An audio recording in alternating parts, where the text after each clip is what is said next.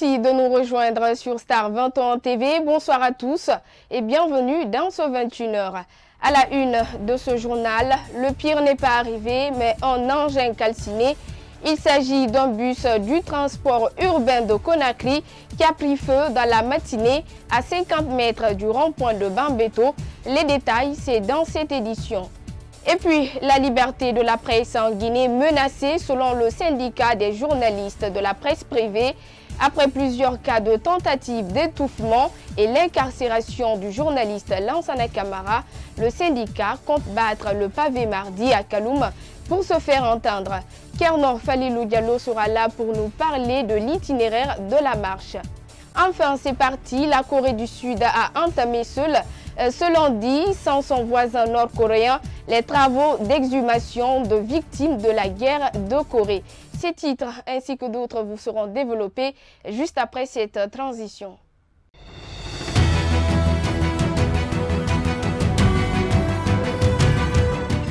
Tout d'abord, c'est désormais officiel.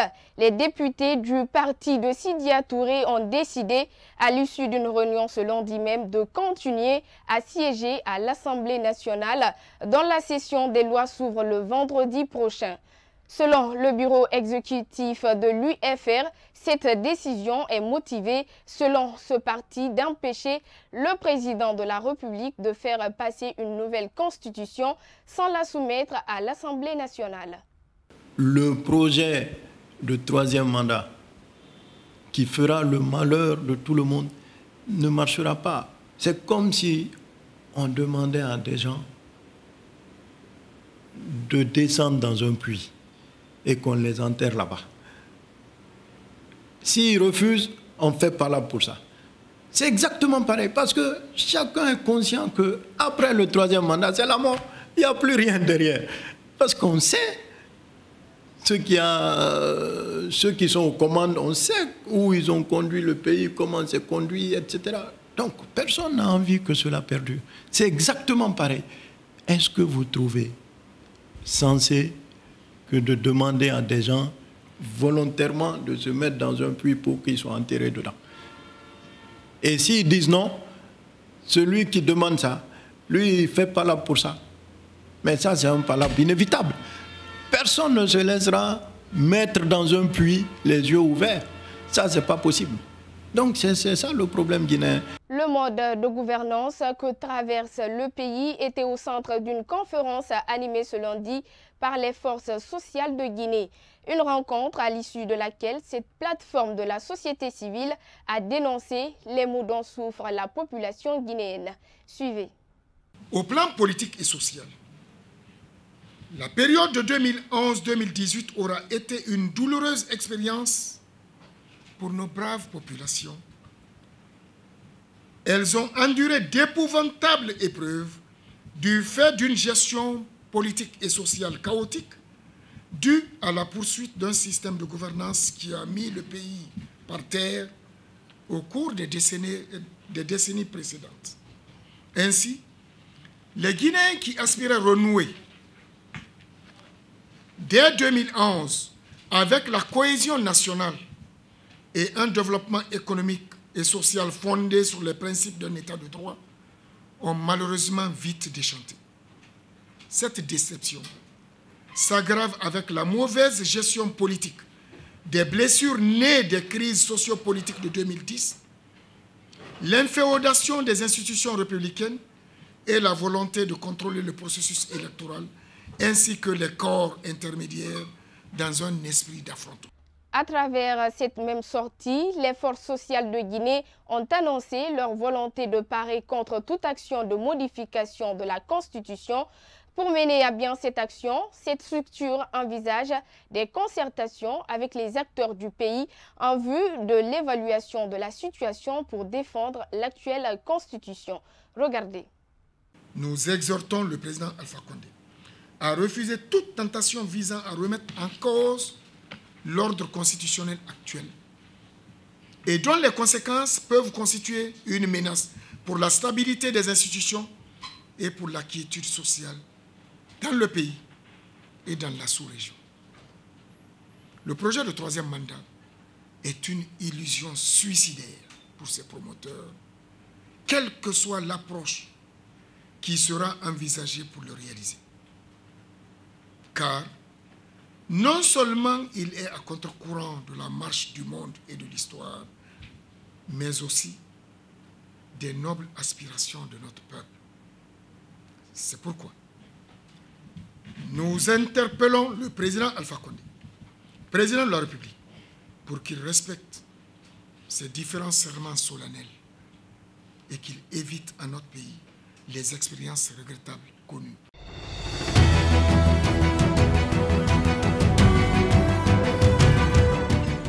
Je vous le disais en titre, dans la matinée, le syndicat des journalistes de la presse privée et quelques responsables ont rencontré la mairie de Kaloum pour définir l'itinéraire de la marche des journalistes contre les tentatives de musellement de la presse et l'incarcération du directeur de publication de ConakryLive.info. Après entretien, l'itinéraire de cette marche a été défini. Elle aura donc bien lieu demain mardi 2 avril à Kaloum, du rond-point du port jusqu'au niveau du ministère de la Justice. Kerno Falilou Diallo, explication. Après plusieurs heures d'attente dans l'enceinte de la mairie, la délégation des journalistes a été reçue par le secrétaire général de la municipalité pour une première séance d'échange, à l'issue de laquelle ils ont été introduits chez Madame la maire. À la fin de cet entretien à huis clos, l'itinéraire est désormais connu. La marche du syndicat prévue ce mardi est autorisée par la mairie de Kaloum.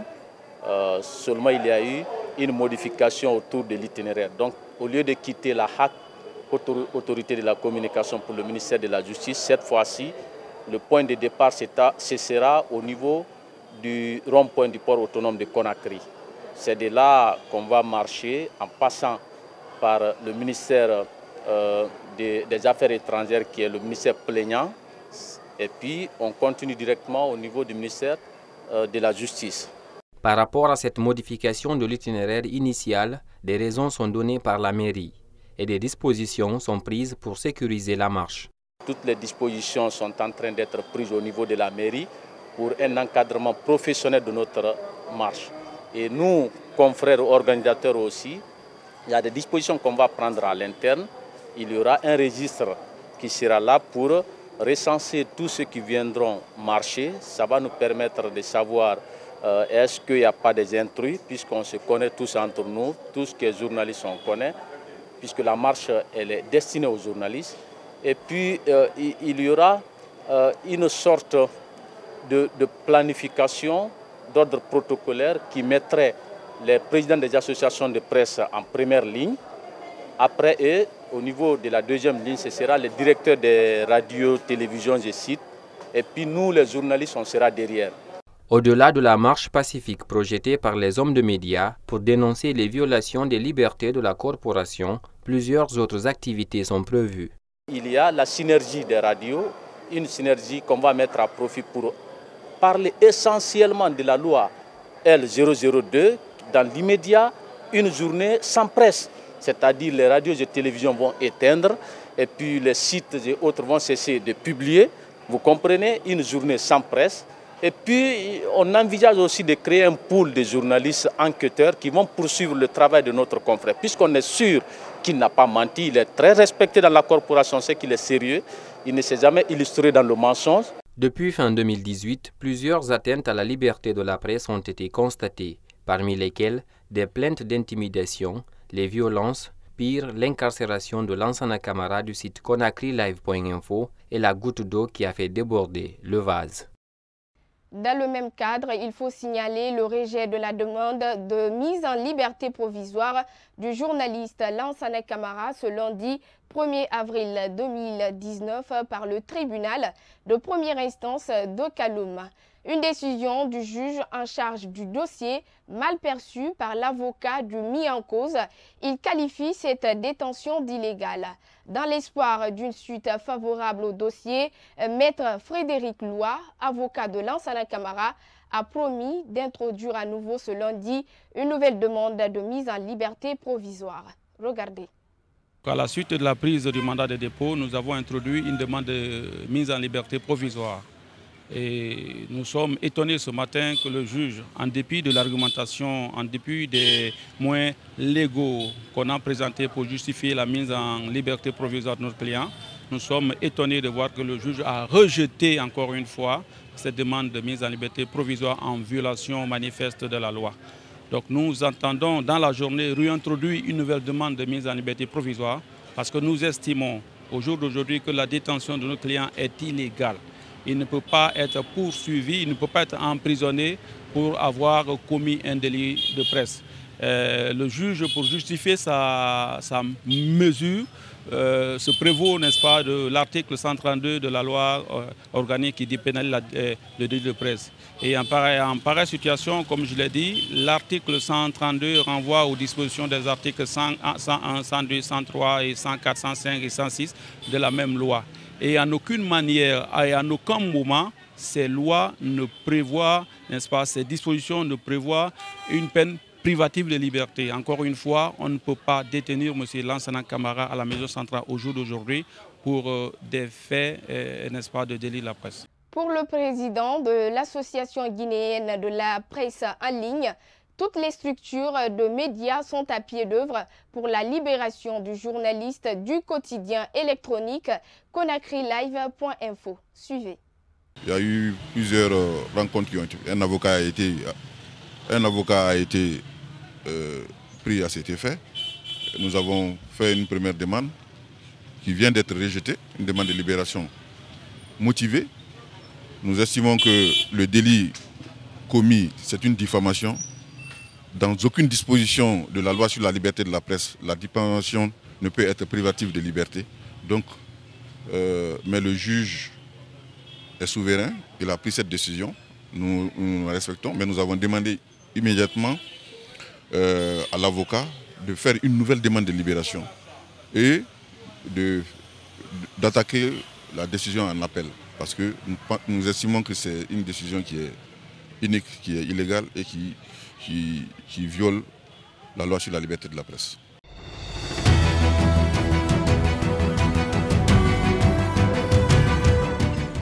Comme annoncé en titre également, un bus de transport urbain de Conakry en feu ce matin à 50 mètres du rond-point de Bambeto. Pas de victimes, mais l'engin a été complètement calciné, ce qui a d'ailleurs créé assez d'embouteillages sur ce tronçon. Pour l'heure, l'origine de l'incendie reste inconnue. Quant aux sapeurs-pompiers, ils ont brillé par leur absence. Salimatou Diallo et Ibrahima Paye Camara pour le constat. Des cendres, il n'en reste que celle-ci après le passage des flammes. L'un des bus du transport urbain a pris feu en pleine circulation pendant qu'il transportait des passagers de la ville en partance pour Sophonia. L'odeur de la fumée qui se répandait peu à peu dans le bus a servi d'alerte aux passagers, d'où l'arrêt brusque du bus au milieu de la circulation. Le feu là, ça a pris une flamme derrière, au coffre là-bas. C'est par là-bas que le feu est allumé. J'ai dit, ah maître, attendez, il y a feu là-bas. Moi, j'ai dévié mon véhicule. Justement, j'ai pris la route gauche. J'ai monté jusqu'en haut là-bas, j'ai garé mon véhicule. Après, tous les passagers sont descendus. Tout le monde est descendu. C'était l'autre qui descend sur le vitre même. Donc, le camion a pris feu. Après, le pneu secours s'est éclaté parce que lui, il est près du réservoir. Le pneu secours. Après, le pneu secours a éclaté là-bas. Dès que c'est éclaté, le réservoir a pris feu. Vu le retard qu'accusaient les sapeurs-pompiers joints, les citoyens ont utilisé les moyens de bord afin d'éteindre l'incendie. Nous nous sommes mobilisés, nous avons stoppé la circulation, ensuite nous avons lancé du sable, mais cela n'a pas calmé l'ardeur des flammes. Un autre bus était de passage, nous l'avons arrêté, mais l'inspecteur qui était à l'intérieur était vide. Nous sommes allés en acheter à la station, nous l'avons complètement pulvérisé, mais ça n'a rien changé. Nous avons longtemps attendu les sapeurs-pompiers qui ne sont pas arrivés. Il faut signaler que ce bus ne contenait qu'un seul extincteur complètement vide. Donc nous on est parti devant là-bas. Regardez la caméra. J'ai une chose là, les bouteilles en gaz là, j'ai une bouteille en gaz là, je l'ai vidé là-bas. Extincteur. Extincteur. Je l'ai commencé à siffler un peu, j'ai trouvé que ça ne peut pas tenir parce que c'était une petite bouteille. Ça n'a pas tenu. Cet incendie vient relancer le débat sur la qualité de ces engins qui ont autrefois fait l'objet de critiques. Jusqu'à calcination complète, les sapeurs-pompiers n'étaient pas arrivés sur les lieux. L'actualité, c'est aussi le dossier Caporal qui est toujours au centre des débats. Ce 1er avril, les victimes et amis ont procédé à une journée de solidarité. Cette action vise à créer une compassion en leur faveur. Aliou Diallo pour le compte-rendu. Ce collectif des victimes de Caporal équipé d'eux multiplie les efforts pour attirer l'attention des autorités. Cette journée de solidarité est orientée dans ce sens afin de compatir à la douleur de chacun. Nous sommes réunis pour vraiment demander une journée de solidarité à tout le peuple de Guinée pour qu'ils nous viennent en aide pour ce cas précis. Il y a les gens qui dorment à la Belle Étoile. Nous sommes dehors, tout le monde est réfugié dans son pays. Donc vraiment ça c'est catastrophique. C'est du jamais vu, du jamais vu, du jamais vu. Pour marquer cette solidarité, il ne s'agit pas de sortir dans la rue. Cependant, c'est de rester chez soi ou contribuer selon les moyens, déclare le président du collectif. Nous nous sommes mis d'accord avec certains membres des ONG afin qu'on puisse faire une journée de solidarité aujourd'hui, risque de journée sans travail, ou autrement dit une ville morte. Elles sont plus de 800 familles qui sont déguerpies. Le recensement de différentes familles continue afin de connaître le nombre exact, conclut le président du collectif. Fait de société, un zoom du côté du secteur du petit bateau où de nombreuses familles déguerpies se retrouvent à la Belle Étoile devant des fossés qui dégagent une odeur nauséabonde sans tenir compte des risques sanitaires auxquels sont exposés ces gens. Kadietou Chérif Fofana pour nous en dire davantage. Une semaine après le déguerpissement du petit bateau, cette zone ressemble désormais à un espace marqué par le passage d'un ouragan qui détruit tout sur son passage. Au milieu de ces décombres, certains habitants sont revenus prendre le peu de biens qui restent. Et ce même endroit est devenu un champ de jeu pour les enfants, sans tenir compte des risques. Je n'ai pas eu encore un endroit où aller. Des fois, je vais à Coranti. Après, quand j'aurai un endroit, je quitterai. Ces différentes familles se retrouvent à la Belle Étoile, en bordure de route, entre les caniveaux.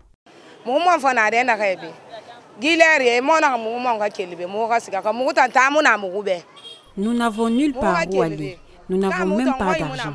Nous sommes ici avec nos enfants.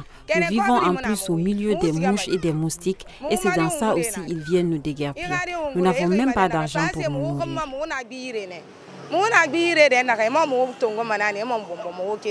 À signaler que la plus grande partie des déguerpis au petit bateau sont des Sierra-Léonais qui disent qu'ils ont fui leur pays pour se trouver en refuge en Guinée où ils sont maintenant sans abri. Pendant ce temps, l'info continue d'alimenter les débats dans la cité. Aminata Diallo a poignardé ce week-end Mamadou Bobo Baldé, son époux, dans la nuit du samedi 30 mars au quartier Sonfonia dans la commune de Ratoma. Chauffeur de profession, la victime a succombé à ses blessures. Une dispute entre les deux conjoints serait la cause du crime. Une situation qui vient relancer le débat sur les problèmes conjugaux en Guinée.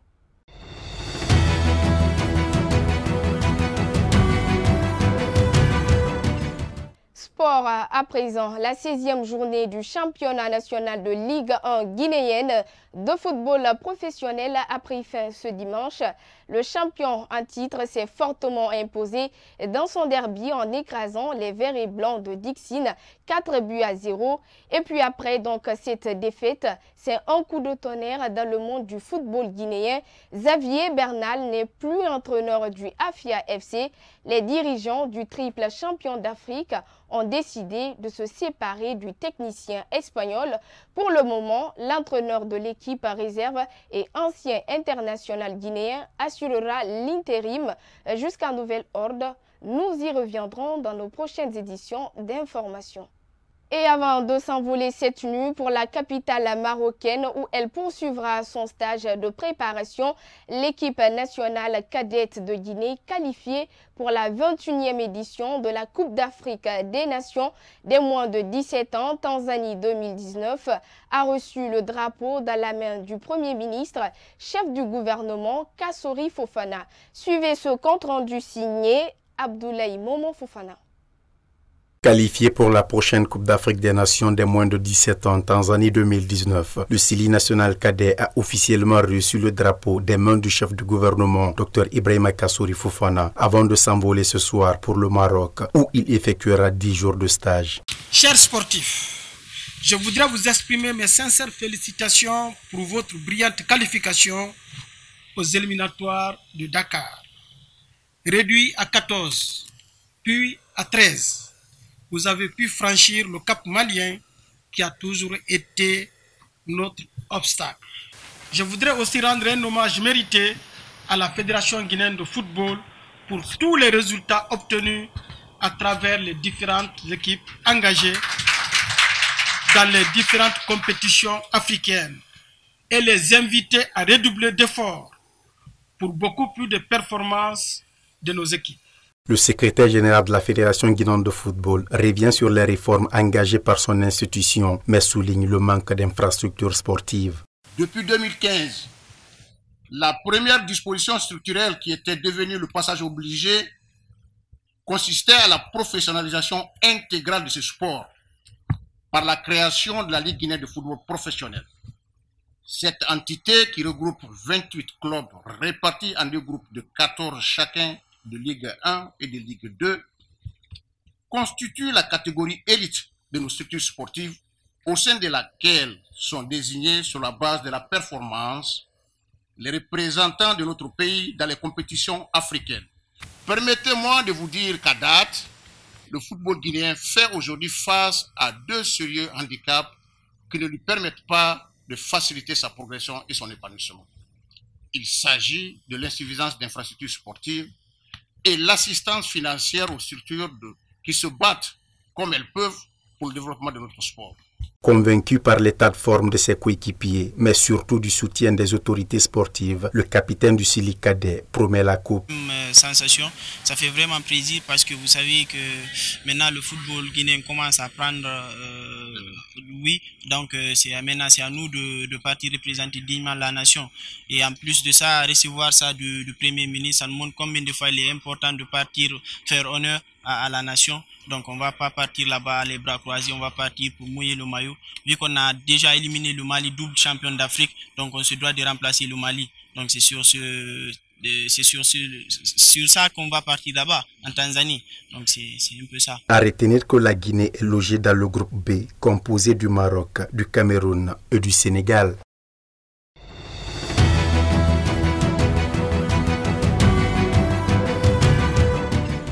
Sur le continent, le Rwanda s'active dans la commémoration du douloureux anniversaire du génocide des Tutsis il y a 25 ans. Entre 800 000 et 1 million Tutsis et Hutus modérés étaient massacrés par des Hutus.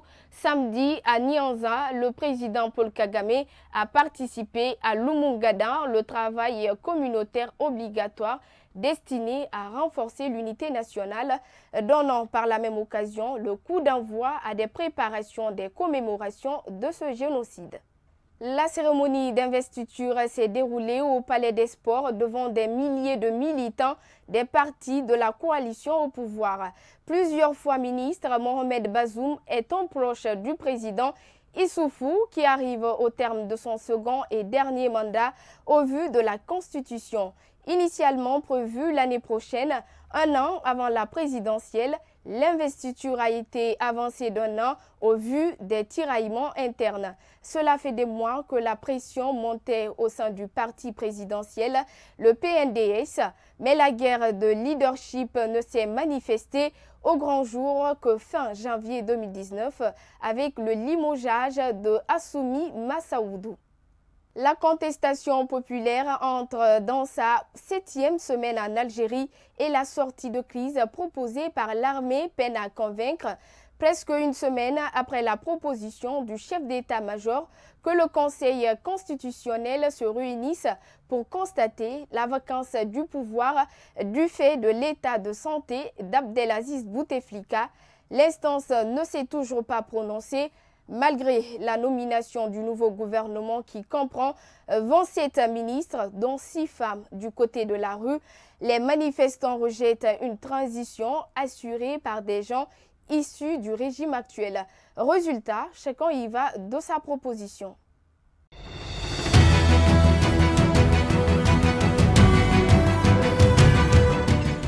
Ailleurs dans le monde, sous le mot d'ordre « Plus jamais de dictature », quelques milliers de personnes sont descendues dans la rue dimanche 31 mars à l'occasion du 55e anniversaire du coup d'État militaire du 31 mars 1964, une date qui tient à cœur au président d'extrême droite Jair Bolsonaro. Une première manifestation a réuni environ 900 personnes en fin de matinée à Brasilia. Les manifestants ont brandi des banderoles montrant des photos d'opposants tués par le régime qui a sévi de 1964 à 1984. Sur une autre banderole, on pouvait lire « Ça aurait pu être une blague du 1er avril, mais la dictature était bien réelle ». En référence à l'insistance du président Bolsonaro à défendre ce régime, à Rio de Janeiro, environ 2000 personnes ont manifesté dans l'après-midi. À Sao Paulo, quelques centaines de manifestants rassemblés, la plupart étaient des proches de victimes du régime. Dans le reste de l'actualité, ce lundi 1er avril, la Corée du Sud a entamé seule, sans son voisin nord-coréen, des travaux d'exhumation de victimes de la guerre de Corée, mortes au combat il y a 70 ans sur la zone frontalière qui sépare nord et sud. Ces fouilles auraient normalement dû être conjointes alors que le processus de dialogue sur la péninsule coréenne est dans l'impasse et que les négociations avec les États-Unis sont bloquées. Pyongyang montre son impatience en snobant les demandes de Séoul, signe que le rapprochement intercoréen s'effrite. Mesdames et messieurs, c'est cet élément qui met fin à ce journal. Merci à toute l'équipe technique et à tous ceux qui nous suivent. Nous, on se quitte avec cette citation de Blaise Pascal. Le respect de la personne humaine se fonde sur son caractère irremplaçable. Bonsoir chez vous.